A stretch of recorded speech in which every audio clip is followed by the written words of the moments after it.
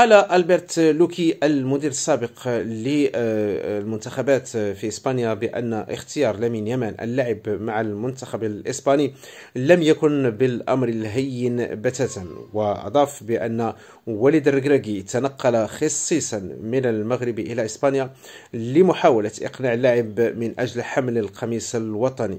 وقال أيضا أن الحكومة المغربية نزلت بكل ثقلها من أجل استمالة اللاعب لاختيار المغرب. والتصريح المثير للجدل هو الذي قاله بخصوص والد يمين لمان، بحيث قال أن هذا الأخير قال للوكي أن ابنه إذا لم يختر المغرب فسيقتل، يعني سيتعرض للقتل. وأضاف لإذاعة كاتالونيا أيضا بأنه قال: لا ندري هذه الأشياء التي رفض أن يكشف عنها. وهذا تصريح طبعا خطير وغير مسؤول، لأنه يتحدث وكأن المغرب يجبر اللاعبين على اختيار القميص الوطني، وإن لم يفعلوا ذلك فإن الدولة قد يتعرضون للقتل بأي وسيلة من الوسائل. وهذا تصريح غير مسؤول من المدير السابق للمنتخبات بإسبانيا.